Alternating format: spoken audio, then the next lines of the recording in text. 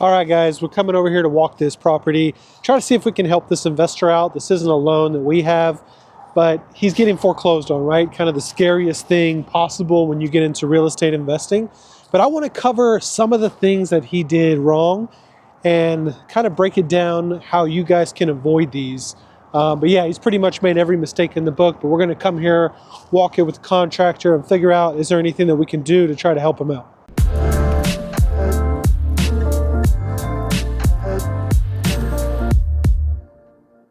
I'm seeing some crazy looking countertops. It's like tile. I like it. No, I definitely don't. Flooring's not bad, just needs to be cleaned up. Bathroom's okay. Change those out. Change the fixtures out. Shower's okay. Put in some glass maybe. That's not gonna help sell it. Nice backyard. Yeah. What is that, acre? No. All right, guys, I'm just going to cut in here for a minute briefly to go over the 4 reasons why this investor found himself in this situation. Make sure you stay tuned to the end of the video, because what I'm going to do is I'm going to break down all of the numbers. So what he bought it for, what he was initially out cash at closing, how long he held it, what he listed it for, just a breakdown of all the numbers I have, what it's appraised for now. But the first one that he got wrong was when he initially listed the property, he got a little bit antsy and he decided, well, let me change my strategy and let me refinance it out. So the first problem here was he couldn't refinance out. And the reason I mean that is because DSCR loans are much easier to get than commercial or conventional lending, right? It's an asset-based loan, but that means that the ability to hit that DSCR ratio is based on the rent's ability to cover the mortgage payment. Now the problem is when you have higher value houses, 350, 400K, well, the value of that house goes up much faster than the rent, right? So the lower end houses, obviously, they cash flow a lot better, but as you get up, higher value, that rental amount doesn't keep up. So it's harder to hit that DSCR ratio. And I'm going to dive a lot more into this on another video, just really breaking down everything what DSCR means. So make sure you like and subscribe so we can cover those together. But yeah, so now he couldn't refinance out because of the DSCR, and he could have done it, but he would have had to bring a crap ton of money to the closing table. And the second thing is he actually didn't have great credit. Okay, so DSCR doesn't look at your debt to income. They're not going to get any personal tax statements or, look at your W-9, look at, where you're employed. They're going to look at that asset-based formula to cover the mortgage note, but they are also going to look at the LLC's owner's credit. They're going to do a soft pull on it, and if it's not great, if it's anything below 650, it's going to be a little bit more difficult to get that 30-year refinance out of that hard money loan. Okay, so the second one is now he's rented it. Now he's trying but failing to do the DSCR, but he has bad tenants. Okay, so he got the tenants in there for the purpose of using that lease to get his DSCR, but now they're not paying. Or they're paying a portion of the rent every single month. Eventually he gets fed up. He has to go to evict them. Once you start evicting a tenant, there's guarantee they're not going to pay. So now he's missed another 2 months with no income, still paying his hard money note, just eating away at his profits. Okay, so now the tenant has left the property. He's finally got them out, but there's a bunch of little items that need to be corrected. The house has been lived in now. You'll see as we're walking through those little items that never got finished for a house which is worth $385,000. So the third one is he didn't go back through and make all those corrections he would need to achieve a good price on the market. The fourth one was that knowing all of this, he still placed it on the market at kind of the top end value where it should sell. Nobody's going to walk into a 400K house or 385K house with dirty floors and spots on the ceiling and walls and little corrections that need to be fixed. He should have just bitten the bullet and gone through and made those little changes. There's a couple slats missing in the fence in the backyard, small minor things. As you hear, it's not a huge amount to get corrected. But yeah, it's never going to sell for 385, 400 if those aren't corrected. And also, he let it sit too high, on the MLS for that value. he should have reduced the price. If he was intent of selling it, he just let it sit there and sit there and sit there until months and months have gone by. He's still paying that hard money loan. He's still being, hitting his wallet, and eventually he's right. I'm ready to give up, and he's missed a couple payments. Well, now the hard money lender, now it's already been a year, but now the hard money lender is going to foreclose because he hasn't been paying each month. So you'll kind of see as we break down the number too, he had a little bit of equity in there to at least give it a shot to sell the property quicker rather than being foreclosed on. So again, pretty much every mistake made in the book, and I hope you guys can take these points, and if you ever kind of get an inkling that they're happening to you, you'll know the correct process. You say more or less? Less. Yeah, it's probably like 3/4 of an acre or something. Oh, it is. Yeah, that's right. It was half an acre. That's right. 22,000, I think, is what it was. Okay, it's just a patch. For the roof? No, it's just a patch. Looks like it doesn't feel wet. Change these doors out, that's for sure. Carpet. When did the tenant move out? Put it on the market, couldn't sell it. Price too high when he listed it. There's a little bit of foundation. Could be the subfloor though. Listed for $380. What ARV did you see? Not really my style rehab, but not horrible. What kind of crazy ass closet is this? Oh shit, there's a bathroom back here. This is a waste of space. Nice little, I guess this is the master, huh? Yeah. Walk through the closet. There's all of this. Make it really Well, I mean, this is plenty big, but they should, what the hell? You know what I mean? This a horseshoe? Yeah, you're right. This is a complete waste of space. I wonder if there's something. Man, I would knock out. I would rearrange this closet. I'd put the closet over here. Really, use this space for the closet. That way you have all this open. Yeah, it needs to be open. This ain't gonna help us sell. Yeah.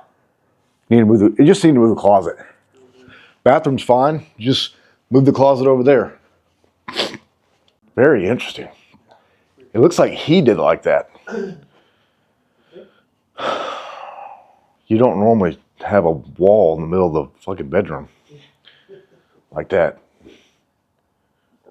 Or if anything, just move it over, That way all this is open. There's ways to do it, for sure. I would start by just knocking it out. The carpet definitely needs to come out. All right, let's think. So, probably looking at a couple grand. I'd call it 15 grand just to be safe. Yeah, we'll do the numbers. 15 grand will get it done.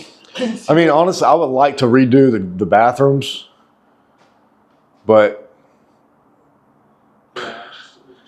he should have just put this. I guess they kept this. This tile is probably already here. This tile was maybe. He should have put LVP all the way throughout. Everything here is original. Yeah, he should have redone that. He might have changed that surround. This is new. Yeah. That's new too. I mean, that's new based off his remodel. Yeah, he didn't do a good enough remodel for 400 grand. That's the problem. Yeah. This is more like 250 or something. 250 price point remodel. 15 grand, get it done. Make it look good. Good thing is the exterior is pretty good. We could easily get this done for 15 grand, easy. Yep. That's what I think. All right, guys. So I just quickly want to break down these costs so you'll see what I mean by listing it too high for too long. Now, obviously, you're always going to want to make as much money as possible, right? It's why you get into it. And we did have an appraisal for $385,000. I'll show you guys that quickly. So you see here, it did appraise for $385,000, but that was an after repair value. So that's completely fixed up. Now, another one of the problems, if you remember, was that he didn't go back in there and he didn't make those necessary changes.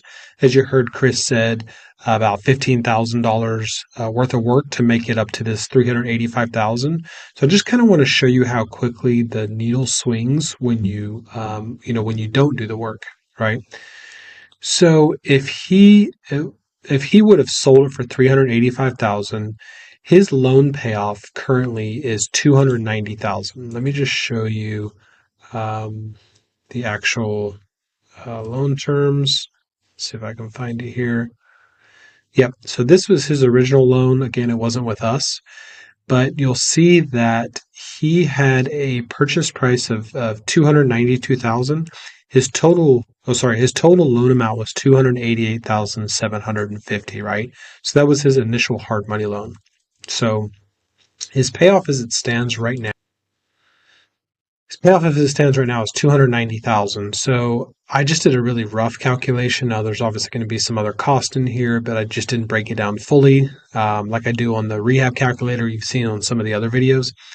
But if he had sold it for 385,000 and his payoff was 290, let's say about 10K and, just fees, title policies, seller contributions, whatever, pops up during the closing stage, and then paying his realtor or even reaching out to us, just to really help him out and list it for 3% rather than paying that full 6% to a buyer and a seller's agent.